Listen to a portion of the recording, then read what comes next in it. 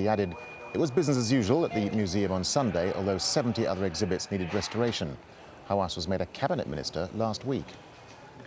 Meanwhile, Egypt's famed pyramids are closed for business for a 10th day. The doors to Giza's pyramids are locked and heavily guarded by the military. Many of the tourists who've chosen to remain have settled for camel rides instead. Just before we go, I can tell you that the Super Bowl has just finished in the United States. Here's the result.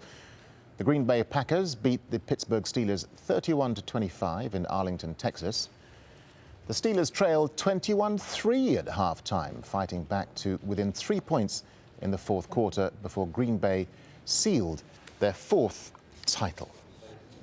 All right, we'll be back in half an hour with the latest on the unfolding events in Egypt, with, of course, more from Tahrir Square. Stay with us now for Listening Post. Before we go, a quick reminder, you can keep up to date with all the news on our website. The address, of course, aljazeera.net/English. Stay tuned.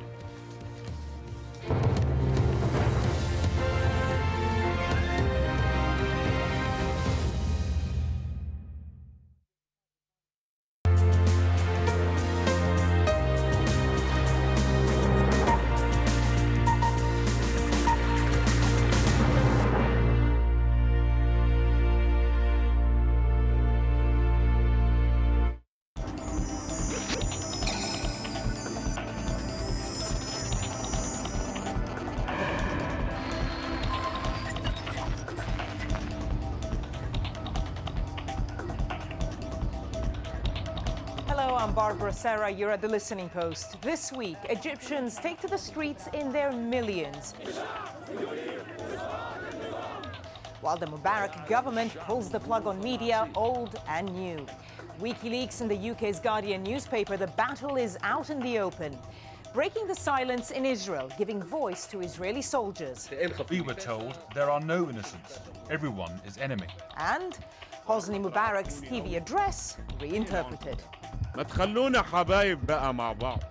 Right from the very beginning, when protesters swarmed the streets of Cairo, Alexandria and Suez on the 25th of January, this story had the look and feel of a huge news event.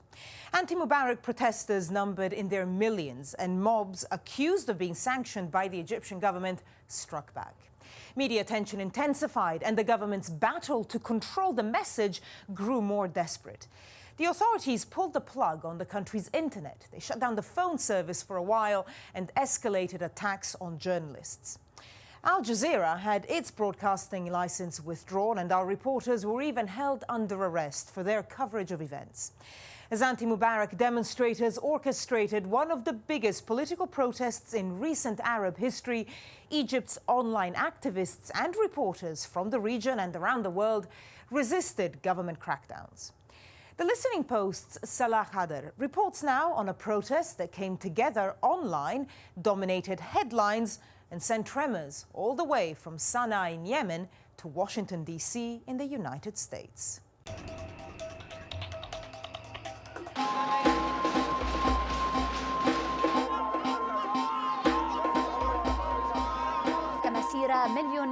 What we're seeing in Egypt is that there is a momentum now that is in all likelihood unstoppable. Does this now mean that President Mubarak can't continue with people in the streets like this? You know, people talk about televising the revolution.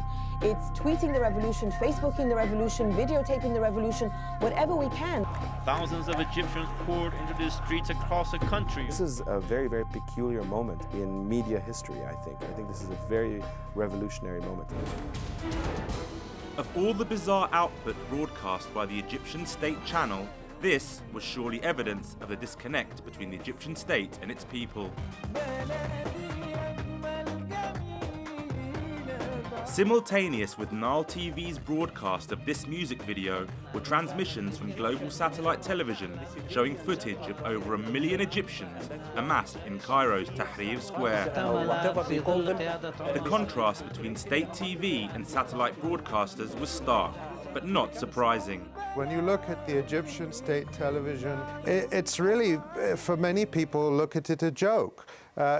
Nobody takes that media seriously. And you see the huge contrast between the state media and the coverage from Al Jazeera and other satellite channels. The Egyptian state television has turned to typical propagandistic broadcasting. There's virtually no information about the protest. So the Egyptians right now are subjected to two parallel media discourses. The first shows Egypt literally up in flames, and on the other hand, you've got footage of the Egyptian regime asserting their control of the country.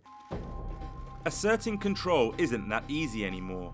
The Arab media landscape is no longer the exclusive preserve of state-controlled outlets. The last 15 years have seen a lot of change.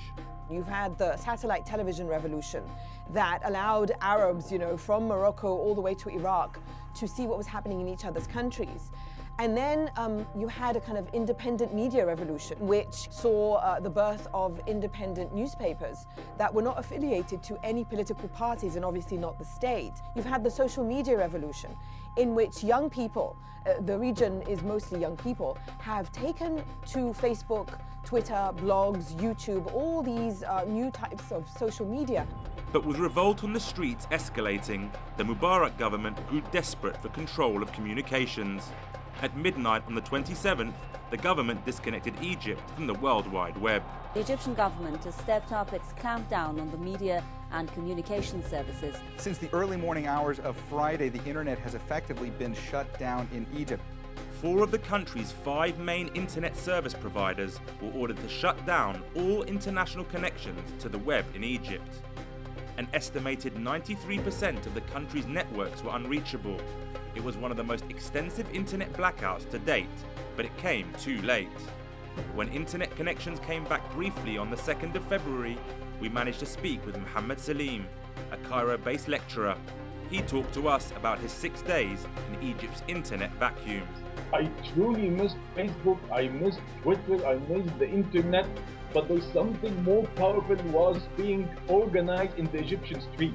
In front of every apartment building, people, instead of communicating via webcam and via the internet and via Facebook, they were communicating face-to-face for the first time in 10 years. We were getting information from our friends, from our colleagues, from journalists in Egypt who were on Twitter providing information. Their voices went dead when the internet cutoff happened. At that point, Al Jazeera became tremendously important because it became one of the few ways of seeing what was going on directly in Egypt. The protests were the biggest story in the Arab region, and Al Jazeera ran with it. On the 30th of January, the clampdown came. Egypt's information minister withdrew the network's license and cancelled staff accreditations. 6 Al Jazeera news staff were arrested, then released the day after the authorities shut down the channel's operations. The network continued broadcasting, and when it was bumped off Egyptian satellite provider Nilesat, other regional broadcasters carried the Al Jazeera signal into the country. Like channels like NBN of Lebanon, Al Jadid of Lebanon, Al Mustaqilla, which is based in London, are broadcasting Al Jazeera for many of the Egyptians. Other channels are there. If you want to listen to it, use your remote control and tune to it. Nobody can force me in 2011 to watch whatever I don't want to watch. They think that if you can just shut down the internet, if you can just shut down Al Jazeera or satellite television or shut down communication, basically, you can shut down anger. You cannot shut down people's anger at a dictator. The clampdown on the network was one part of a wider campaign against the media. Secret police, plainclothes police, obviously were targeting journalists. BBC reporter Asad Sawi came on air in a blood-soaked shirt and spoke of the attacks against him. Journalists working with Al Arabiya, the New York Times, the Washington Post and Canada's Globe and Mail newspaper were arrested at least for a while. Local reporters were being pressured to toe the government line, and the deputy chief of Nile TV, Shahira Amin, publicly resigned, saying she couldn't be part of the propaganda effort anymore. ويعلم الشعب الظروف العصيبة التي تحملت فيها المسؤولية If Mubarak's appearances on television were meant to calm Egyptians, his speechwriter didn't know it. In a moment of complete chaos and virtual anarchy in the streets of downtown Cairo, here was the Egyptian president coming on air and not answering people's questions. I mean, their demands were unmet entirely. So it showed that there was almost a schizophrenia, media schizophrenia. If my President Mubarak, really loves and cares and respects his people, he would have spoken Tuesday, January the 25th. He would have made it very simple. I want run again. I will do every single issue that the Egyptian people, the Egyptian youth have called for. وعلى أرضه أموت وسيحكم التاريخ علي وعلى غيري. What did he say? The only thing that he said that